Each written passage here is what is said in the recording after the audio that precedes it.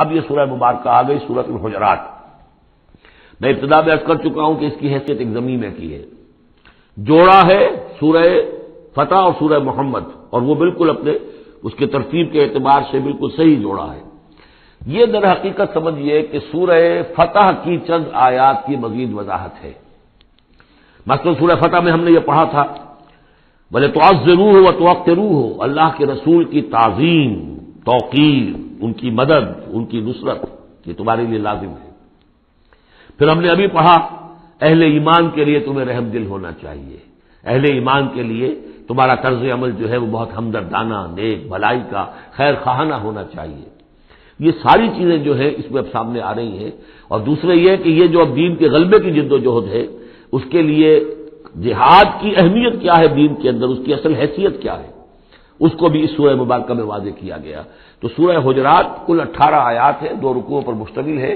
لیکن جیسا کہ میں نے عرض کیا تھا، مسلمانوں کی جو اجتماعی زندگی، معاشرتی زندگی ہونی چاہیے، مسلمانوں کا مسلمانوں کے ساتھ کیسا سلوک ہونا چاہیے، مسلمانوں کا کیا رویہ ہونا چاہیے محمد الرسول اللہ صلی اللہ علیہ وسلم کے ساتھ، اور پھر یہ کہ اسلامی ریاست کی بنیاد کیا ہے، دستوری بنیاد کیا ہے، اور اس کی اصل میں اساس جو ہے وہ کس چیز پر قائم ہے، یہ ساری چیزیں اس سورہ مبارکہ میں بیان ہوئی ہیں. بسم اللہ الرحمن الرحیم. یا ایھا الذین آمنوا لا تقدموا بین یدی اللہ ورسولہ واتقوا اللہ ان اللہ سمیع علیم. اہل ایمان مت آگے بڑھو اللہ اور اس کے رسول سے، اور اللہ کا تقوی اختیار کرو، اللہ سب کچھ سننے والا ہے، سب کچھ جاننے والا ہے. یہ پہلی آیت جو ہے یہ گویا کہ ہر اسلامی ریاست کی دفعہ نمبر 1 ہے. یا ہم یہ کہہ سکتے ہیں دفعہ نمبر 1 تو یہ ہو کہ یہاں حاکمیت اللہ کی ہے، لیکن حاکمیت اللہ کی کیسے یہاں پر ہوگی؟ تنفیذ یہ ہے کہ اللہ اور اس کے رسول نے جو حدود قائم کر دی ان سے تجاوز نہیں ہوگا. چنانچہ یہ دفعہ ہمارے ہر دستور میں موجود رہی ہے. No legislation will be done repugnant to the Quran and the Sunnah, یہ موجود ہے. لیکن ایک ہاتھ سے یہ دفعہ یعنی اسلام ڈال کر اور دوسرے ہاتھ سے نکال لیا گیا. ایک آئیڈیولوجیکل کونسل بنا دی گئی ہے، وہ غور کرتی رہے گی، کوئی قانون کوئی خلاف ہے اگر اسلام کے تو وہ رپورٹ پیش کرتی رہے گی، سال بسال رپورٹیں آتی رہیں گی. کوئی لازم نہیں ہے دستور کی روح سے کہ ان کی دی ہوئی رپورٹ پر عمل بھی ہوگا. لہذا وہ الماریوں پر الماریاں بھرتی رہیں. کام ہوا ہے، محنتیں ہوئی ہیں، کوششیں ہوئی ہیں. ان میں ایک بڑی اچھی محنت ہوئی تھی جو اقتصادیات کے بارے میں ہوئی تھی کہ سود کے بغیر کیسی بینکنگ کا نظام قائم کیا جائے، اس میں بڑی محنت ہوئی ہے. لیکن دستور میں کوئی گارنٹی نہیں ہے کہ اس آئیڈیولوجیکل کونسل کی کوئی سفارشات لازماً وہ ان کی تنفیذ بھی ہوگی. تو معلوم ہوا کہ وہ بس ایک ایکسرسائز ان فیوٹیلٹی ہے اکثر و بیشتر. تو فرمایا پہلی بات تو یہ طے کر لو کہ اللہ کا حکم اور اس کے رسول کا حکم، کتاب اور سنت. No legislation can be done here repugnant to the book of Allah Quran and the Sunnah of the prophet صلی اللہ علیہ وسلم. یہ ہے اصل الاصول، یہ ہے دفعہ کہ اس دفعہ سے اب یہ ریاست اسلامی بن گئی کہ جو بھی لیجسلیٹو باڈی آپ بنائیں، اسے آپ پارلیمنٹ کہیں، اسے مجلس ملی کہیں، اسے آپ کانگریس جو چاہیں کہیں، اس کی لیجسلیٹو اتھارٹی جو ہے وہ لمیٹڈ ہے، limited by the injunctions of the Quran and the Sunnah. اس دائرے کے اندر اندر وہ قانون سازی کر سکتے ہیں. اس لیے کہ اس دائرے کے اندر اندر جو کچھ ہے وہ مباح ہے، اور مباح کے اندر آپ اکثریت کے ساتھ فیصلہ کر لیجئے. کسی دعوت میں آپ کر رہے ہیں، مہمان بلا رہے ہیں، اس میں مشروب کون سا سرو کیا جائے، اس میں روح افزا شربت پلایا جائے یا کوئی 7 اپ پلایا جائے یا کیا کیا جائے. اب اس کو اب وہ بھی مباح ہے، وہ بھی مباح ہے، اب کثرت رائے سے فیصلہ کر لیجیے. لیکن کثرت رائے کیا 100% رائے بھی اللہ کے کسی حکم میں ترمیم نہیں کر سکتی. وہ تو دائرہ ہے، اس دائرے کے اندر اندر رہنا ہے، جس کو کہ ایک حدیث سے حضور نے بہت عمدگی سے واضح کیا ہے. آپ نے فرمایا مثل المومن کا مثل الفرس فی عقیقتہ، مومن کی مثال ایسی ہے جیسے کہ گھوڑا جو بندھا ہوا ہے کھوٹے کے ساتھ. ظاہر بات ہے مومن میں جو اللہ کو مانتا ہے تو اللہ کے حکم سے بندھ گیا، رسول کو مانتا ہے رسول کے فرمان سے بندھ گیا، قرآن کو مانتا ہے تو قرآن کے احکام سے بندھ گیا. تو ایک آدمی وہ ہے مادر پدر آزاد ہے، نہ اللہ کو جانے نہ رسول کو جانے نہ کسی آسمانی ہدایت کو مانے، وہ جو چاہے قانون بنائے. وہ سوڈمی کو بھی جائز قرار دے دیں، ہومو سیکسولیٹی کو بھی جائز قرار دے دیں، 2 مردوں کی شادی کو جائز قرار دے دیں، لیگل سٹیٹس دے دیں، ان کی مرضی ہے جو چاہے کریں. لیکن مسلمان تو پابند ہوتا ہے. تو پہلی یہ آیت جو ہے انتہائی اہم ہے، اور گویا کہ اس کی ترجمانی ہے جو پاکستان کے دستور میں وہ الفاظ لکھے ہوئے ہیں. No legislation can be done here repugnant to the Quran and Sunnah. یا ایھا الذین آمنوا لا تقدموا بین یدی اللہ ورسولہ واتقوا اللہ ان اللہ سمیع علیم. اس کے بعد جو آ رہی ہیں 4 آیتیں، یہ خاص طور پر حضور کے ساتھ کیا طرز عمل ہونا چاہیے. دستوری بنیاد اسلامی ریاست کی یہ آ گئی، اللہ اور اس کے رسول کے احکام کی اطاعت، لیکن ایک ہماری ثقافت، ہماری تہذیب، ہمارے کلچر کی ایک بنیاد ہے، اور وہ بنیاد کیا ہے؟ حضور کی تعظیم، حضور سے محبت، حضور کے نقش قدم کی پیروی، آپ کے سرتابی نہ کرنا، آپ کے آواز کے مقابلے میں اپنی آواز بلند نہ کرنا. اب یہ آرام یہ ہے، وہ توقروہ ہو و تعذروہ ہو، یہ گویا کہ اس کی شرح ہے. یا ایھا الذین آمنوا لا ترفعوا اصواتکم فوق صوت النبی، اہل ایمان اپنی آواز کبھی بلند نہ کرنا نبی کی آواز پر. ولا تجهروا له بالقول كجهر بعضكم لبعض، اور جس طرح تم آپس میں بلند آواز سے ایک دوسرے سے بات کر لیتے ہو، ایسی حرکت کوئی نبی کے ساتھ نہ کر بیٹھنا. ان تحبط اعمالکم، مبادا تمہارے سارے اعمال حبط ہو جائیں. تم سمجھو گے میں نے کوئی گناہ کبیرہ تو نہیں کیا ہے، میں نے چوری نہیں کی، ڈاکہ نہیں ڈالا، زنا نہیں کیا، کچھ نہیں کیا، لیکن نہیں، گستاخانہ طرز عمل نبی کی شان میں یہ تمہارے سارے کاموں کو حبط کر دے گا، اکارت کر دے گا. وانتم لا تشعرون، تمہیں پتہ بھی نہیں چلے گا. ان الذين يغضون اصواتهم عند رسول الله اولئك الذين امتحن الله قلوبهم للتقوى. ایک چیز کو منفی انداز میں بھی کہا، اب یہ کہ مثبت انداز میں، شاباش دینے کے انداز میں. بے شک وہ لوگ جو اپنی آوازیں پست رکھتے ہیں رسول اللہ کے سامنے، یہی وہ لوگ ہیں کہ جن کے دلوں کو اللہ نے چن لیا ہے، امتحان کر کے، جانچ پرکھ کر چن لیا ہے، اختیار کر لیا ہے تقویٰ کے لیے. اب ان کے دلوں میں اللہ تعالیٰ تقویٰ زیادہ سے زیادہ پیدا کر دے گا. لہم مغفرۃ واجر عظیم، ان کے لیے مغفرت ہے اور بہت بڑا اجر ہے. ان الذین ینادونک من وراء الحجرات اکثرهم لا یعقلون. یہ بھی ایک سوء ادب تھا، اور یہ ویسے بھی عام معاشرت کے اعتبار سے بھی سوء ادب ہے. وہ لوگ آتے تھے بدو باہر سے، اب حضور کا اپنے معمولات تھے، کس وقت آپ کو برآمد ہونا ہے اپنے حجرے سے، اور وہ باہر سے کھڑے ہو گئے، یا محمد اخرج علینا، آئیے ذرا باہر تشریف لائیے. فرمایا ان الذین ینادونک من وراء الحجرات، بے شک وہ لوگ جو آپ کو پکارتے ہیں دیواروں کے پیچھے سے، حجرات کے باہر سے، اکثرهم لا یعقلون، ان میں سے اکثر وہ ہے جو عقل نہیں رکھتے. ولو انہم صبروا، اگر وہ صبر کرتے حتی تخرج الیہم، کہ آپ خود برآمد ہوتے اپنی حجرے سے، تشریف لاتے باہر، لکان خیر لہم، یہ ان کے حق میں بہت بہتر تھا. واللہ غفور الرحیم، اللہ غفور اور رحیم ہے. یہ انہوں نے جان بوجھ کے گستاخی نہیں کی، یہ صرف بدو ہوتے تھے، اور ظاہر بات ہے وہ مہذب لوگ نہیں تھے. اس حوالے سے ان کے ہاں جو بھی تھا، اور عرب کا بدو وہ تو یوں سمجھیے کہ بہت ہی زیادہ ان آداب وغیرہ سے بہت ناواقف، بہت دور. تو اس لیے ان کا کہ اگرچہ انہوں نے کی ہے یہ زیادتی، لیکن اللہ غفور ہے اور رحیم ہے، بخشنے والا ہے، آئندہ اس کا اعادہ نہ ہو. اس کے بعد 8 احکام آ رہے ہیں مسلمان معاشرے کو مضبوط اور مربوط رکھنے کے لیے. اس لیے کہ اقامت دین کی جد و جہد، غلبہ دین کی جد و جہد، اگر یہ جماعت مضبوط نہیں ہے، مستحکم نہیں ہے، مربوط نہیں ہے، تو ظاہر بات ہے جد و جہد کمزور ہوگی. اور اس کے اندر رکھنے کہاں سے پیدا ہو سکتے ہیں؟ 2 بڑے حکم اور 6 چھوٹے حکم. ویسے وہ چھوٹے کس وجہ سے کہہ رہا ہوں وہ بھی میں آپ سے عرض کر دوں گا. اس لیے کہ وہ ایک آیت میں 3 جمع کیے، اور یہاں پہلے جو 2 بڑے حکم آ رہے ہیں ان کے لیے مستقل آیات نازل ہوئی. بڑے احکام میں سے پہلا کیا ہے؟ یا ایھا الذین آمنوا ان جاءکم فاسق بنبأ فتبینوا ان تصیبوا قوما بجہالۃ فتصبحوا علی ما فعلتم نادمین. اہل ایمان، اگر تمہارے پاس کوئی فاسق شخص آئے جو متقی نہیں ہے، وہ آئے کوئی بڑی خبر لے کر، اطلاع لے کر، فتبینوا، تو تحقیق کر لیا کرو، اس کی خبر پر کوئی اقدام نہ کر گزرنا. ہو سکتا ہے وہ غلط بات بتا رہا ہو تمہیں کہ فلاں قبیلہ جو ہے حملے کی تیاری کر رہا ہے، تو تم پہلے اسے پری ایمپٹ کرنے کے لیے فوری طور پر تم حملہ کر دو. نہیں، فتبینوا، تحقیق کر لیا کرو. ان تصیبوا قوما بجہالۃ، مبادا تم جا پڑو کسی قوم پر نادانی میں، حملہ کر بیٹھو کسی قوم کے اوپر، کسی قبیلے کے اوپر نادانی میں، فتصبحوا علی ما فعلتم نادمین، اور پھر تمہیں ہونا پڑے جو کچھ کہ تم نے کیا ہو اس پر نادم. اس لیے یہ کہ افواہوں پر کوئی اقدام نہ کیا جائے. ہاں خبر لانے والا صدیق اکبر ہو رضی اللہ تعالیٰ، اور بات دوسری ہے. لیکن یہ کہ جو شخص جو ہے قابل اعتماد نہیں ہے، اس کا کردار، اس کی زندگی جو ہے اس طرح کی نہیں ہے، تو اس کے بارے میں اس کی رائے ہوئی کسی خبر پر فوراً کوئی اقدام درست نہیں ہوگا. اس کی پوری طرح تحقیق کرو، تفتیش کرو. اور ایسا ہی ہوتا ہے اکثر و بیشتر کہ یہ جو افواہوں کے اوپر اقدام کر دیے جاتے ہیں، ان سے بڑے بڑے جھگڑے شروع ہو جاتے ہیں، بڑی بڑی جنگیں شروع ہو جاتی ہیں. وَاعْلَمُوا أَنَّ فِيكُمْ رَسُولَ اللَّهِ، اور دیکھو تمہارے مابین اللہ کے رسول ہیں. یہ اس سے کیا مراد ہے؟ یعنی محمد صلی اللہ علیہ وسلم اللہ کے رسول ہیں، لیکن یہ تم میں سے بعض خواتین کے شوہر بھی ہیں. بعض اشخاص کے داماد بھی ہیں، بعض کے خسر بھی ہیں، یہ رشتے ہیں کہ نہیں؟ بعض کے بھتیجے بھی ہیں، تو اگرچہ ان کے رشتے ہیں لیکن ازواج کو بھی سمجھنا چاہیے کہ یہ صرف میرے شوہر نہیں، یہ اللہ کے رسول ہیں۔ بڑا فرق ہوگا اگر صرف شوہر سمجھ کر کوئی معاملہ کیا، اور لیکن یہ کہ یہ حیثیت نگاہ میں نہ رہے کہ اللہ کے رسول ہے۔ اگر حضرت ابو بکر اور حضرت عمر سمجھے ہمارا داماد ہے، داماد تو بیٹے کے برابر ہوتا ہے نا، نہیں، اللہ کا رسول، ان کی جو حیثیت تمہارے سامنے مقدم رہنی چاہیے وہ یہ تو اللہ کے رسول ہے۔ وَاعْلَمُوا أَنَّ فِيكُمْ رَسُولَ اللَّهِ، یہ اللہ کے رسول ہے اگرچہ محمد ابن عبداللہ، کوئی شک نہیں، لیکن اللہ کے رسول ہیں۔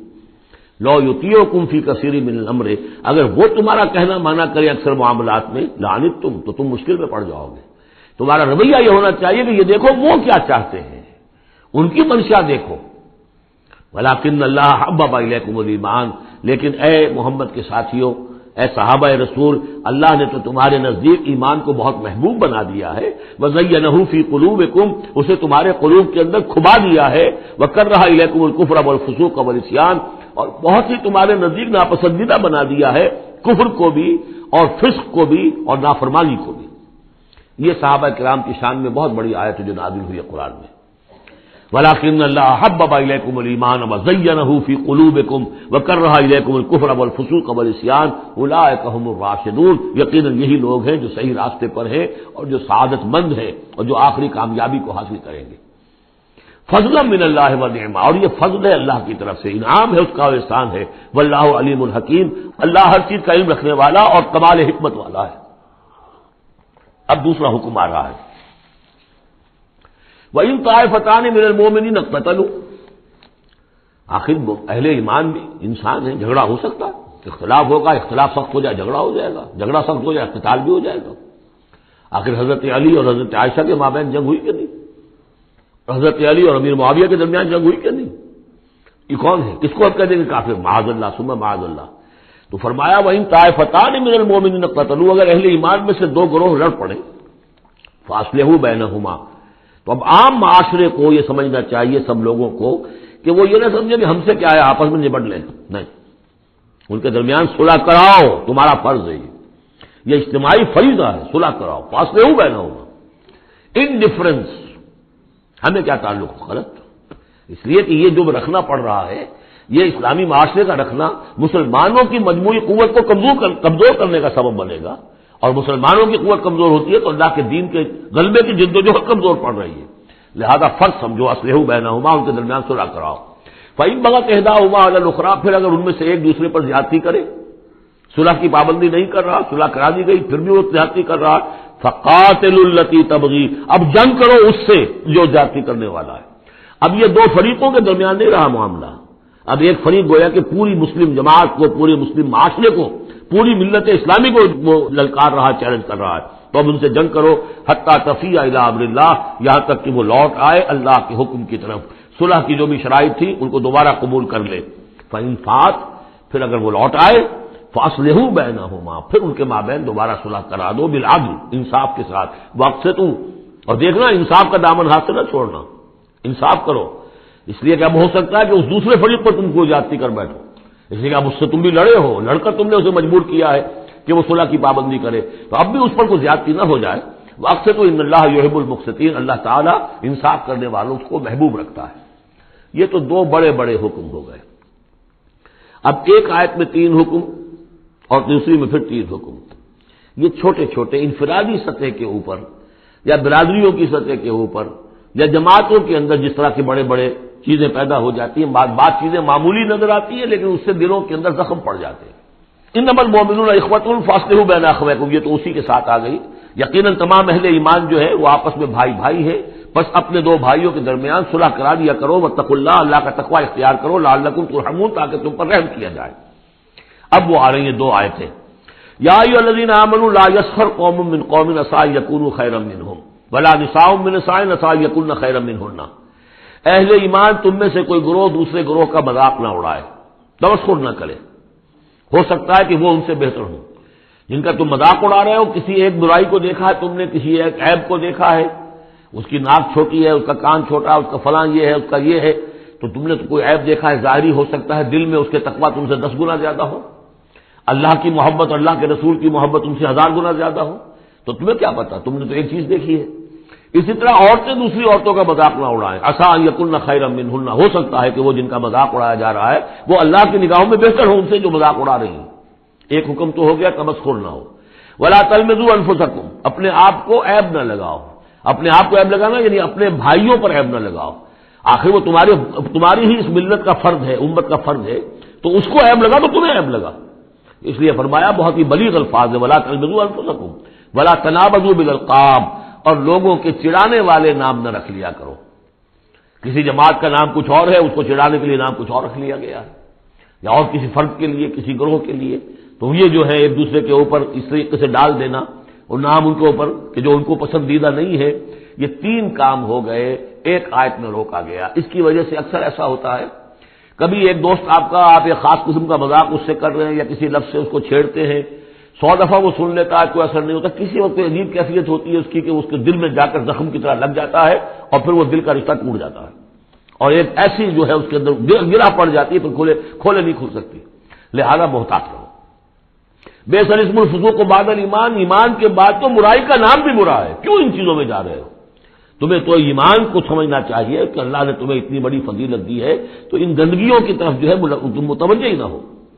ومن لم یتوب فاولئک هم الظالمون، اور جو باز نہیں آئیں گے تو وہی ہے کہ جو ظالم ہے اللہ کی نگاہ میں۔ تو ترغیب بھی ہے، تشویق بھی ہے، سمجھانے کا انداز بھی ہے اور ڈانٹ ڈپٹ بھی ہے، باز نہیں آؤ گے تو اللہ کی نگاہ میں پھر تم ظالم ہو۔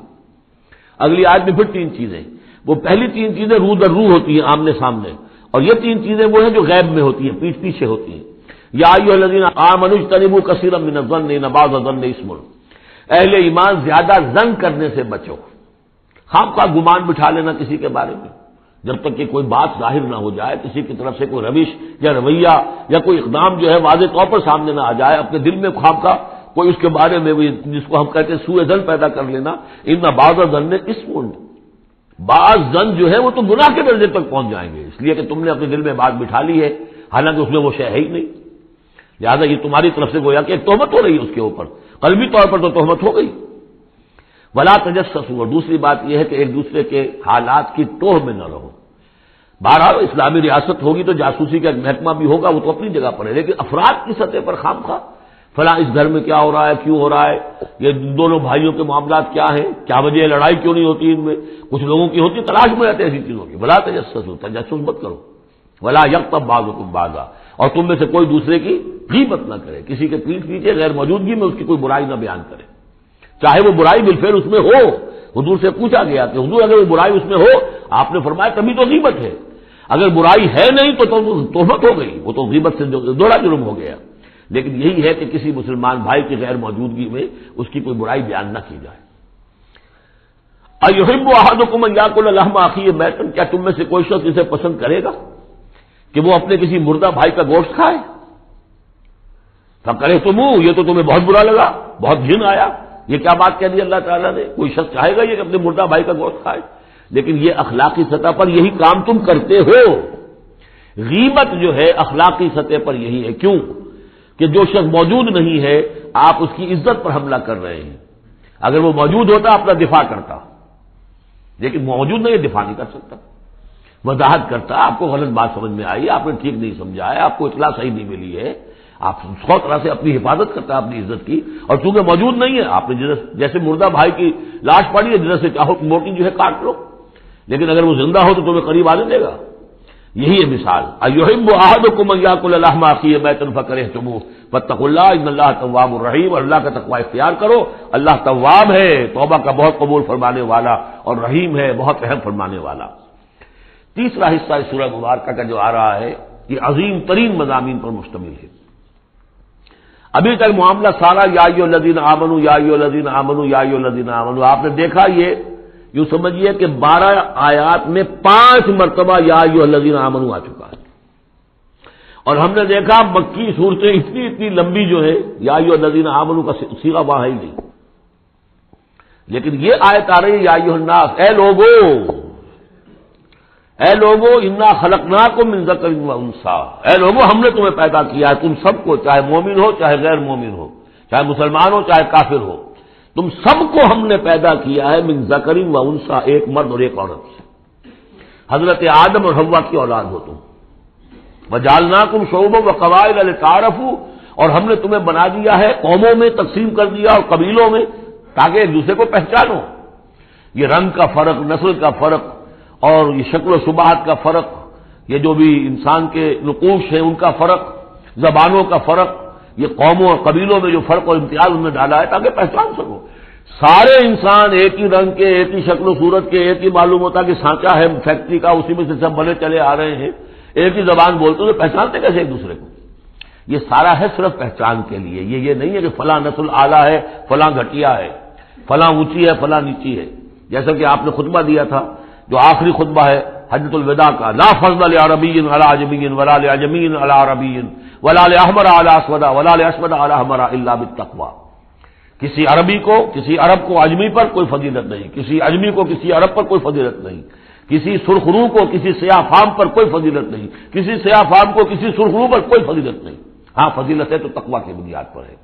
ایچ جی ویلز نے اپنی history of concise history of the world میں یہ پیسج کوٹ کر کے لکھا کہ اگرچہ اس سے پہلے بھی تاریخ انسانی میں human fraternity, equality and freedom, انسانی حریت و اخوت و مساوات کے واس تو بہت کہے گئے، لیکن یہ ہے کہ تاریخ انسانی میں یہ ماننا پڑتا ہے کہ پہلی مرتبہ ان اصولوں پر بالفعل ایک معاشرہ قائم کیا محمد نے صلی اللہ علیہ وسلم۔ حالانکہ دشمن ہے، اس نے حضور کی سیرت پر حملے کیے ہیں بالکل وہی اسی طرح کے جیسے رشدی نے کیے ہیں۔ رشدی نے ذرا انداز اور زیادہ گھناؤنا استعمال کیا کیونکہ وہ تو فکشن اس نے ایک طور سے بنائی ہے، لیکن اس نے وہ تاریخ لکھ رہا تھا تو اس طرح کا انداز تو نہیں ہے، لیکن باتیں وہی کہیں۔ اس کے باوجود کس بات کو ماننے پر مجبور ہو گیا کہ واقعہ یہ ہے کہ محمد نے، وہ تو رسول اللہ تو نہیں مانتا، کہ یہ ماننا پڑتا ہے کہ پہلی مرتبہ for the first time in history ہی established a society based on these principles of human fraternity, equality and freedom. اگرچہ جو تازہ ایڈیشن ہے اس کتاب کا concise history of the world, اس میں سے یہ پیسج نکال دیا، اب تو ایڈیٹرز اور ہیں، البتہ پرانا ایڈیشن کہیں یونیورسٹی سے لیجیے، لائبریری سے، اور وہاں سے آپ کو وہ مل جائے گا پیسے۔ یا ایھا الناس انا خلقناکم من ذکر و انثی وجعلناکم شعوبا وقبائل لتعارفوا، یہ تعارف کے لیے، ان اکرمکم عند اللہ اتقاکم، یقیناً تم میں سب سے زیادہ باعزت اللہ کے نزدیک وہ ہے جو سب سے بڑھ کر متقی ہے۔ ان اللہ علیم خبیر، یقیناً اللہ تعالیٰ سب کو جاننے والا اور باخبر ہے۔ قالت الاعراب آمنا، اب ایک اور بہت اہم بات آ گئی، اسلامی معاشرہ اور اسلامی ریاست کی جو شہریت ہے اس کی بنیاد کیا ہے؟ ایمان یا اسلام؟ ایمان تو دل میں ہے، چھپی ہوئی شے ہے، ویریفائبل نہیں ہے یا نہیں ہے، کیسے معلوم ہوگا؟ دنیا میں جو آپ کو قانون بنانا ہے، دنیا میں جو معاشرہ بنانا ہے، دنیا میں جو ریاست بنانی ہے، اس میں کون شامل ہوگا؟ اس کی ساری بنیاد اسلام پر ہے، ایمان پر نہیں ہے۔ لیکن آخرت میں سارا دار و مدار ایمان پر ہے، اسلام پر نہیں ہے۔ آپ جو ہے یہاں کی ابھی سینسس ہوگا آپ کے ملک میں، آپ مسلم لکھا ہوا ہے آپ کے خانے میں مسلم، لیکن یہ کہ اس کی بنا پر اللہ کے ہاں چھوٹ نہیں ہو جائے گی، اللہ دیکھے گا ایمان بھی تھا کہ نہیں۔ ان اللہ لا ينظر الى صورکم ولا الى اموالکم ولکن ينظر الى قلوبکم واعمالکم، اللہ تمہاری صورتوں اور اموال کو نہیں دیکھتا، تمہارے دلوں اور اعمال کو دیکھتا ہے۔ تو یہ جو ایمان اور اسلام کا فرق ہے، اسلامی ریاست اسلامی معاشرے کی اس بحث میں اہم ترین ہے، اس کی بنیاد ایمان پر نہیں ہے، اسلام پر ہے۔ اس کے لیے بیان کیا کیا؟ قالت الاعراب آمنا، یہ بدو کہہ رہے ہیں ہم ایمان لے آئے۔ قل لم تؤمنوا، اے نبی ان سے کہہ دیجئے تم ہرگز ایمان نہیں لائے ہو۔ لم تؤمنوا ہے، یہ نفی جہاد باللم ہو رہی ہے، پہلے مضارع پر لم لا کر تاکید ہو جاتی ہے۔ ما آمنتم نہیں، لم تؤمنوا، تم ہرگز ایمان نہیں لائے ہو، ولکن قولوا اسلمنا، یوں کہو کہ ہم اسلام لے آئے ہیں، ہم مسلمان ہو گئے، ہم نے اطاعت قبول کر لی۔ وَلَمَّا يَدْخُلِ الْإِيمَانُ فِي قُلُوبِكُمْ، ابھی تک ایمان تمہارے دلوں میں داخل نہیں ہوا۔ وَإِن تُطِيعُوا اللَّهَ وَرَسُولَهُ، لیکن اگر تم اللہ اور اس کے رسول کی اطاعت کرتے رہو گے، لَا يَلِدْكُم مِّنْ أَعْمَالِكُمْ شَيْئًا، اللہ تعالیٰ تمہارے اعمال میں سے کوئی کمی نہیں کرے گا۔ ان اللہ غفور الرحیم، اللہ غفور الرحیم ہے۔ یعنی قانون تو یہی بنتا ہے، اصول تو یہ بنتا ہے، جب تک ایمان دل میں نہ ہو تو کسی کا کوئی عمل قبول نہ ہو۔ لیکن اللہ غفور ہے، رحیم ہے، اس کی شان غفاری اور اس کی شان رحیمی کے صدقے سے اللہ نے تمہیں یہ رعایت دی ہے کہ اگر نفاق نہ ہو، چاہے ایمان ابھی دل کے اندر راسخ نہیں ہے، لیکن اللہ اور اس کے رسول کی اطاعت کرتے رہو، اگرچہ یہ اطاعت ہوگی total obedience, partial obedience is no obedience, it has to be total. ادخلوا فی السلم کافہ، اسلام میں بھی جزوی داخلہ جو ہے قبول نہیں ہے، پورا کا پورا ہم تل سموچے. لیکن بہرحال اسلام تو یہ ہے. اب اگر تم جاننا چاہو کہ مومن کسے کہتے ہیں تو سن لو، اس کی ڈیفینیشن یہ آ گئی. اب یہ میں نے سورہ انفال کے دوران بھی اس کو وضاحت کیا تھا کہ اس کے دو حصے جو اس ڈیفینیشن کے، سورہ انفال میں دوسری آیت، دوسری تیسری، اور ادھر آخر سے پہلی آیت جو ہے اس میں ان کو دونوں کو علیحدہ کر دیا گیا. یہ ہے گویا کہ comprehensive definition of a Muslim, of a Mu'min. Who is a Mu'min? انما المؤمنون الذين آمنوا بالله ورسوله ثم لم يرتابوا. مومن تو بس صرف وہ ہے جو ایمان لائے اللہ پر اور اس کے رسول پر، پھر شک میں ہرگز نہیں پڑے. لم يرتابوا، پھر وہی جہاد میں لم، ہرگز کوئی شک نہیں پیدا کیا، یعنی یقین بن گیا، ایمان دل کے اندر راسخ ہو گیا. جیسے کہ فرمایا صحابہ کرام کے بارے میں، وَلَٰكِنَّ اللَّهَ حَبَّبَ إِلَيْكُمُ الْإِيمَانَ وَزَيَّنَهُ فِي قُلُوبِكُمْ. تمہارے دلوں میں کھبا دیا اس نے. جب تک ایمان دل میں داخل نہیں ہوا، دل میں راسخ نہیں ہوا، صرف زبان پر ہے آمنت باللہ وملائکتہ وکتبہ ورسلہ، یہ اسلام ہے. بنی الاسلام علی خمس، اس میں یقین قلبی شامل نہیں ہے. شہادت اللہ الہ الا اللہ وان محمد رسول اللہ، زبان سے گواہی کہ اللہ کے سوا کوئی معبود نہیں اور محمد اللہ کے رسول ہے. وہ اقام الصلاۃ و ایتاء الزکوٰۃ و صوم رمضان و حج البیت. اس لیے کہ ایمان ذرا کسی اور شے کا نام ہے. وہ ایمان کیا ہے؟ اس کے دو حصے کر دیے. اب یہ اس شہادت سے نیچے یقین قلبی والی بات ایڈ ہو جائے اور ادھر عمل میں جہاد ایڈ ہو جائے تو 7 چیزیں ہوں گی تو اب یہ مومن شمار ہوگا. 5 چیزیں تو اسلام وہ تو ہونی ہے.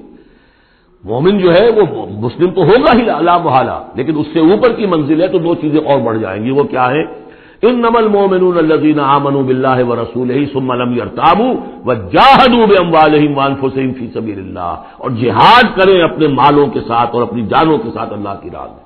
اولئک هم الصادقون، یہ لوگ ہیں جو سچے ہیں، دعوی ایمان میں سچے ہیں. کہنا آسان ہے آمنت باللہ وملائکتہ وکتبہ، لیکن واقعتاً ایمان ہے یا نہیں اس کا جائزہ لے لو. جیسا کہ میں نے عرض کیا، باطل کے نظام کے تحت زندگی گزارتے ہوئے اگر اس کو ذہن قبول کیا ہوا ہے، اس کی چاکری کر رہے ہیں، اسی کی خدمت کر رہے ہیں اور اپنی توانائیاں صرف کر رہے ہیں اسی نظام کے تحت پھلنے اور پھیلنے اور پھولنے میں، زیادہ کمائیں، زیادہ بڑے گھر میں رہیں، زیادہ شاندار محل ہو، زیادہ ہماری کار لمبی ہو، ہمارا یہ ہو، ہمارا وہ ہو، سارا دن رات اور سارا خون پسینہ اسی کام کے لیے ہوا، وہ مومن نہیں ہو سکتا.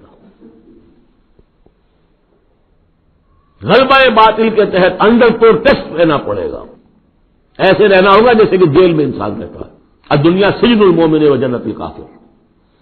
اور یہ کہ اپنی توانائی میں سے منیمم سبسسٹنس لیول پر جو آپ کے وجود کو برقرار رکھنے کے لیے ناگزیر ہو، اس حد تک تو اپنے وقت اور توانائی اور اپنی قوت اور صلاحیت میں لگائیں آپ اپنے اور اپنے اہل و عیال کی ضروریات پوری کرنے کے لیے.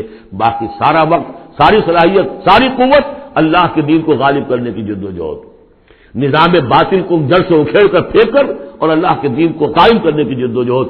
اگر یہ نہیں ہے، اگر یہ نہیں تو بابا پھر سب کہانیاں ہیں. پھر یہ اسلام کا دعویٰ ہے. اسلام تو ہے، مانے تم دنیا میں تم مسلمان عورت سے شادی کر سکتے ہو، مسلمان باپ کی وراثت تمہیں مل جائے گی، قانونی حقوق سارے تمہارے مسلمانوں کے ہوں گے، اسلامی ریاست میں تم مکمل شہری شمار ہو جاؤ گے، لیکن مومن شمار نہیں ہوگے اللہ کے ہاں. قالت الاعراب، یہ آیات تو ایسی ہیں کہ یہ یاد کر لیجیے آج کی رات. قالت الاعراب آمنا قل لم تؤمنوا ولكن قولوا اسلمنا. معلوم ہوا علیحدہ کر دیا ہے، بالکل واحد مقام ہے یہ قرآن مجید کا جس میں اسلام اور ایمان کو یوں کر دیا علیحدہ.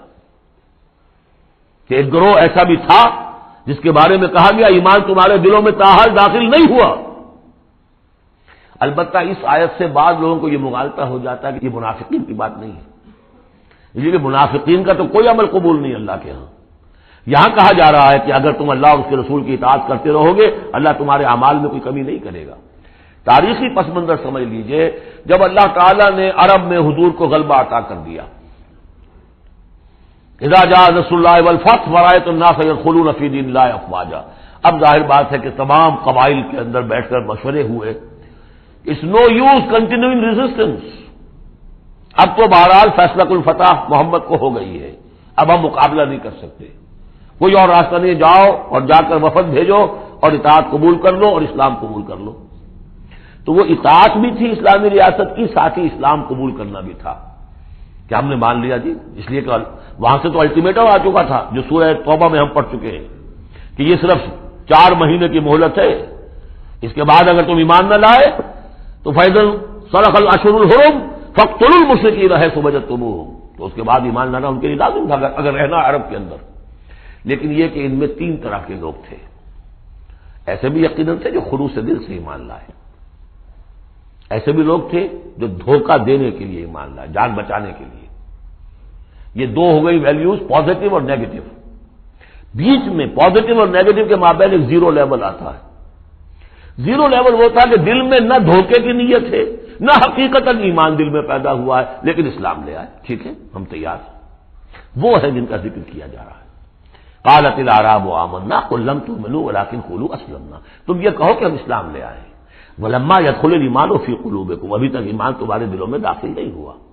وَإِن تُطِيعُوا اللَّهَ وَرَسُولَهُ لَا يَلِدْكُم مِّنْ أَعْمَالِكُم شَيْئًا، اگر اللہ اور اس کے رسول کی اطاعت کرتے رہو گے اللہ تمہارے عمل میں سے کچھ بھی گھٹائے گا نہیں، کم نہیں کرے گا، بلکہ آگے چل کر یہ بات واضح ہو جائے گی کہ اگر اللہ اور اس کے رسول کی اطاعت کرتے رہو گے تو ایمان بھی تمہارے دلوں میں پیدا ہو جائے گا۔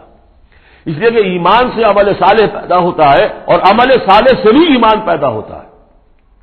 لیکن اگر تم جاننا چاہو اور دل میں یہ امنگ پیدا ہو جائے، اللہ کرے کہ ہم میں سے ہر شخص کے دل میں یہ آج ارادہ اور امنگ پیدا ہو جائے، اور یہ وہ آرزو پیدا ہو جائے جس کے اوپر علامہ اقبال نے جو کہا ہے کہ آرزو اول تو پیدا ہو نہیں سکتی کہیں اور، ہو جائے تو مر جاتی ہے یا رہتی ہے خام۔ یہ آرزو کہ مجھے مومن رہنا ہے، جینا ہے، مرنا ہے، یہ آرزو اول تو پیدا مشکل سے ہوتی ہے، اور ہو جائے تو معاشرہ اس کو غذا نہیں دیتا، ہر 4 طرف سے اس کے خلاف آپ پر دباؤ پڑنا شروع، دماغ خراب ہو گیا، پاگل ہو گیا، فینیٹک ہے، یہ اپنا کیریئر چھوڑ رہا ہے، یہ اپنا کاروبار برباد کر رہا ہے، وہ فلاں یہ کر رہا ہے۔ تو ماحول جو ہے، ماحول میں آکسیجن نہ ہو تو پودا کیسے پروان چڑھے گا؟ تو اس لیے بہت مشکل کام ہے، الا یہ کہ خلوص نیت اور عزم مصمم ہو تو اللہ تعالیٰ کی طرف سے خصوصی توفیق اور تحصیل ہوتی ہے۔ تو آج آپ اس کو سامنے رکھ کر دل میں یہ آرزو لے کر اٹھیے کہ یہ ایمان اس ڈیفینیشن پر ہمیں پورے اترنا ہے۔ وہ ڈیفینیشن کیا ہے؟ انما المؤمنون الذين آمنوا بالله ورسوله ثم لم يرتابوا وجاهدوا باموالهم وانفسهم في سبيل الله اولئك هم الصادقون۔ اس آیت کے شروع اور آخر دونوں میں اسلوب حصر ہے۔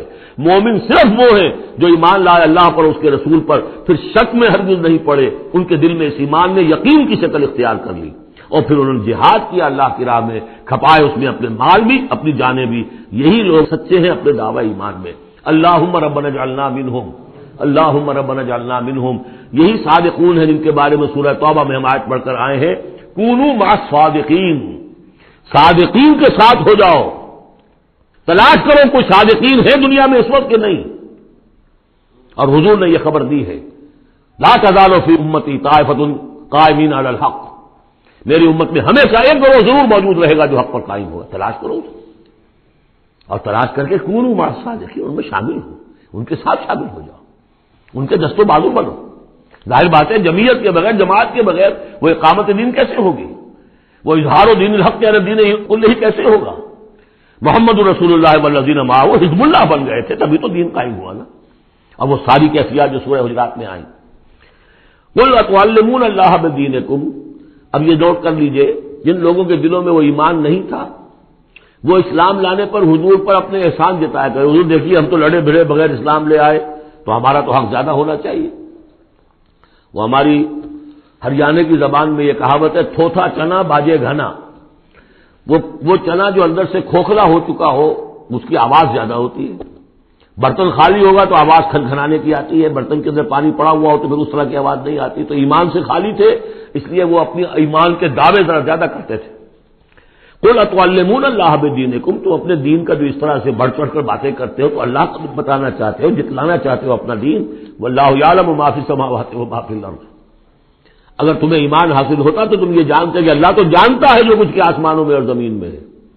ایک بندہ مومن کے لیے تو یہ کہنے کی ضرورت ہی نہیں، واللہ بکل شیء علیم، اللہ تو ہر چیز کا علم رکھتا ہے۔ یمنون علیک ان اسلموا، اے نبی آپ پر احسان دھر رہے ہیں کہ ہم اسلام لے آئے، قل لا تمنوا علی اسلامکم، اے نبی سے کہہ دیجئے مجھ پر اپنے اسلام کا کوئی احسان مت دھرو، بل اللہ یمن علیکم، کہ اللہ تم پر احسان دھرتا ہے، ان ہداکم للایمان ان کنتم صادقین، کہ اس نے تمہیں ایمان کے راستے پر ڈال دیا ہے اگر تم سچے ہو۔ جب اسلام پر آ گئے ہو تو ایمان کے راستے پر چڑھ گئے ہو، اگر سچے ہو گے تو اب ایمان تمہارے اندر پیدا ہو جائے گا۔ اطاعت رسول کرتے رہو گے، اطاعت الہی کرتے رہو گے، نمازیں پڑھو گے، روزے رکھو گے، زکوٰۃ دو گے خوش دلی کے ساتھ، تو ان اعمال کی بدولت ان کی نورانیت تمہارے قلوب کے اندر اترے گی اور اس سے تمہارے اندر ایمان پیدا ہو جائے گا۔ دیکھیے یہاں لفظ اسلام آیا تھا، پھر یمنون علیہ کا نسلم، یہ آپ پر احسان دھر رہے ہیں کہ وہ اسلام لے آئے۔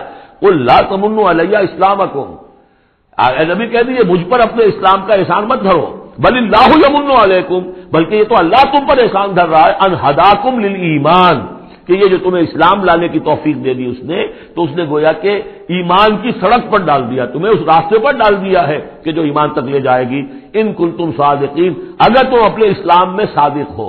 ہاں اسلام منافقانہ لائے ہو تو بات اور ہے، دل میں عداوت ہے، دشمنی ہے صرف جان بچانے کے لیے، اگر نیت یہی ہے تو پھر تو ظاہر بات ہے کہ نہ اسلام ہے اور نہ ایمان ہے، اگرچہ قانون اور پھر بھی مسلمان مانے جائیں گے۔ منافقین بھی آخری وقت تک مسلمان مانے گئے، منافقین جو ہے یہاں تک کہ رئیس المنافقین عبداللہ ابن ابی کی نماز جنازہ حضور نے پڑھائی ہے۔ یہ تو غزوہ تبوک کے بعد ہوا، پھر کہ منافقین کو ننگا بھی کیا گیا اور مسجد جو انہوں نے بنائی تھی مسجد اسرار وہ گرا بھی دی گئی، وہ سب کچھ ہوا بعد میں ہوا، پہلے نہیں۔ غزوہ تبوک تک کا معاملہ یہ تھا کہ پردہ پڑا ہوا تھا۔ بل اللہ یمن علیکم ان ہداکم للایمان ان کنتم صادقین ان اللہ یعلم غیب السماوات والارض، یقیناً اللہ تعالیٰ جانتا ہے آسمانوں اور زمین کی تمام چھپی ہوئی چیزیں، غائب اور غیب اللہ کے علم میں ہے، واللہ بصیر بما تعملون، اور جو کچھ تم کر رہے ہو اللہ اسے دیکھ رہا ہے۔ بارک اللہ لی ولکم فی القرآن العظیم ونفعنی وإیاکم بالآیات والذکر الحکیم۔